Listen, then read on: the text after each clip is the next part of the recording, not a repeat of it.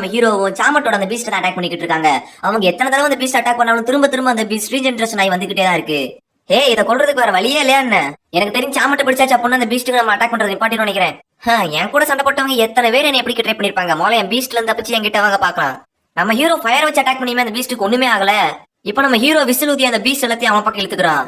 இந்த chance use பண்ணி ஹான் சாமட்டை attack பண்ண போக, ஆனா கரெக்டா அதே நேரத்துல அவ ஒரு பீஸ்ட்டை கிரியேட் பண்ணி ஹான் அட்டாக் பண்ணிடுறா.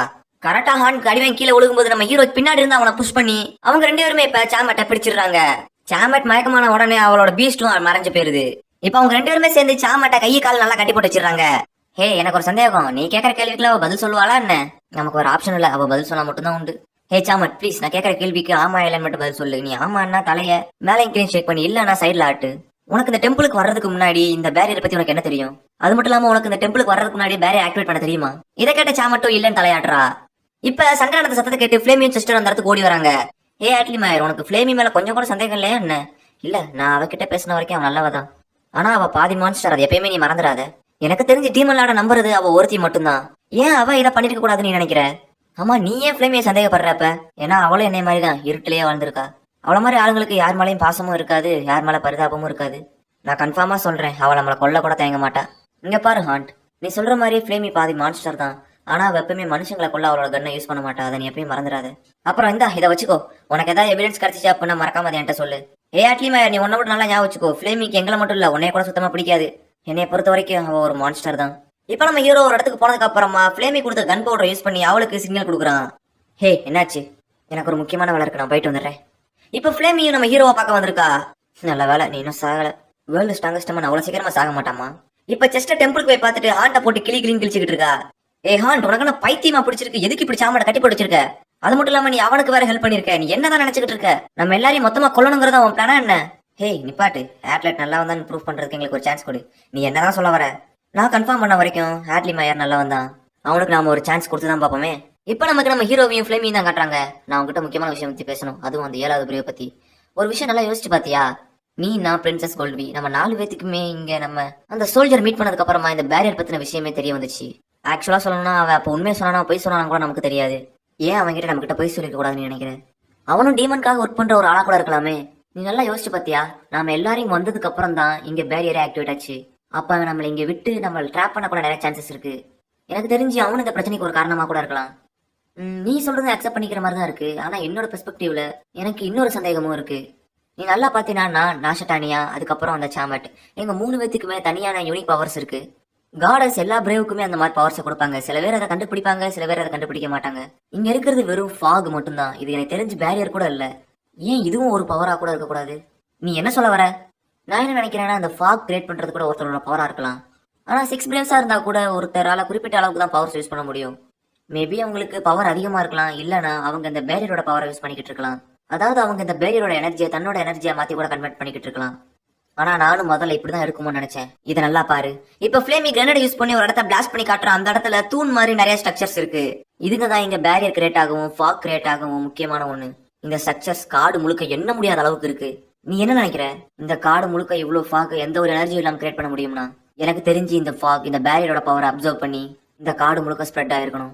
இந்த ஃபாக் ஒன்னும் இந்த பேரியர் இல்ல, இந்த ஃபாக் தான் இந்த பேரியரோட பவர் அப்சர்வ் பண்ணிக்கிட்டு இருக்கு. இப்ப நமக்கு டெம்பிள் தான் காட்டுறாங்க. அங்க செஸ்டர் ஆட்லி மேல தேடி காம்பரன்னு சொல்லிட்டு போக ஹாண்ட் அவளை தடுக்கிறான். ஒரு நிமிஷம் இல்ல, நான் தான் சொன்னேன்ல அவன் ஒண்ணு காரணம் இல்லன்னு. நாம அவனுக்கு ஒரு சான்ஸ் கொடுக்கலாம், அவன் கண்டிப்பா அதை கண்டுபிடிப்பான். நல்லா யோசிச்சு பாரு. அவனுக்கு என்ன கொல்லவும் சான்ஸ் இருந்துச்சு, அதே மாதிரி சேமட்ட கொல்லவும் சான்ஸ் இருந்துச்சு. ஆனா அவன் அதை பண்ணவே இல்லை. அவன் மட்டும் 7th பிரேவா இருந்தா அப்படின்னா அவன் ஈஸியா எங்களை கொண்டிருப்பான். இந்த ஒரு விஷயமே போதும் அவன் கெட்டவன் இல்லைங்கிறது நிரூபிக்க. ஹாண்ட், உங்களுக்கு இன்னுமா இது புரியல? இதுதான் அவனோட பிளானே. அவன் உங்களுக்கு நல்லா ஏமாத்திட்டு போயிருக்கான். நீங்களும் அவனை நம்பிக்கிட்டு இருக்கீங்க. நீ அந்த பிரின்சஸ் ஃபிளேமி, நீ யார் வேணா அவனை நம்பலாம். ஆனா நான் அவனை நம்ப மாட்டேன். சரி விடு, நானே இனிமே அவனை பாத்துக்கிறேன். ஆட்லி மாயர், நீ அந்த ஹாண்ட நம்பர் அப்படின்னா நீ எப்ப வேணா எனக்கு கொள்ள சான்ஸ் இருக்குல்ல. நீ எப்பவுமே ஒன்னு சொல்லுவே, நீ தான் அந்த உலகத்தோட ஸ்ட்ராங்கஸ்ட் மேன். அது உண்மையா என்ன? இதை கேட்டு நம்ம ஹீரோ செகண்ட் ஷாக் ஆக, அடுத்த செகண்டே ஆனா அவன் சிரிக்க ஆரம்பிச்சிடுறான். உடனே ஃபிளேமி, நான் பார்த்தா அதே பைத்தியக்காரன் தான் நீ. ஆமா, எனக்கு இன்னும் ஒரு விஷயம் புரியவே இல்லை. இவ்வளவு நடந்ததுக்கு அப்புறமா நீ ஏன் என்னை ப்ரொடெக்ட் பண்ணணும்னு ஆசைப்படுற? என்னை மட்டும் இல்ல, உன் கூட இருக்கிற எல்லாருமே நீ ப்ரொடெக்ட் பண்ண ஆசைப்படுற. அது ஏன்? எனக்கும் அது ஏன்னு தெரியல, ஆனா உங்களை ப்ரொடெக்ட் பண்ண தோணுது. சரி, ஆனா நீ எப்பயுமே எங்களை விட்டு கொஞ்சம் தள்ளி இருந்துக்கோ. ஏன்னா இந்த பிரச்சனையில யாரு வேணா உனக்கு கொள்ள சான்ஸ் இருக்கு. நீ எப்பயுமே யாரையும் நம்பாத அந்த கூட்டத்துல.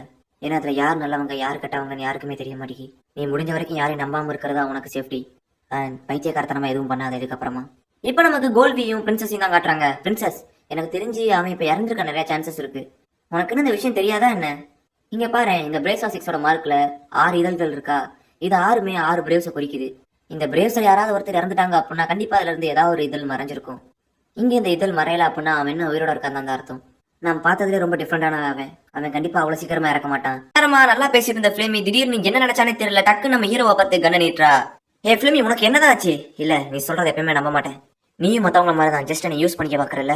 அவ சொல்ற மாதிரி தான் எல்லாமே நடக்குது. நானும் சின்ன வயசுல இருந்து நிறைய பேரை பார்த்துட்டேன். உண்மையை சொல்லு, நீ எதுக்காக என்னை பாதுகாக்கிற? இங்க ஃபார் ஃபிளேமி, நீ என்ன நினைச்சாலும் சரி. அந்த கூட்டத்துல இருந்து எல்லாருமே நான் தான் அந்த 7வது ஆள் நினைச்சு என்னை கொல்ல தெரிஞ்சாங்க. ஆனா நீ மட்டும் தான் நான் சொன்னதை நீ பொறுமையா கேட்ட. அது மட்டும் இல்லாம நான் அதை பண்ணிருக்க மாட்டேன்னு நம்பினேன். மத்தவங்க உன்னை பாதி மான்ஸ்டரா பாக்குறாங்க, இல்ல மனுஷியா பாக்குறாங்க, அதை பத்தி எனக்கு பிரச்சனை இல்ல. ஆனா நீ எனக்கு ரொம்ப பிடிக்கும் ஃபிளேமி.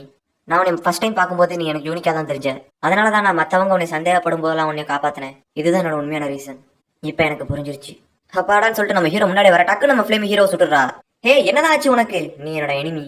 நீ சொல்ற அந்த பொய்க்கெல்லாம் நான் நம்ப மாட்டேன். இப்ப அவ ஃபயர் பண்ற சத்தம் மத்தவங்க எல்லாருக்குமே கேக்குது.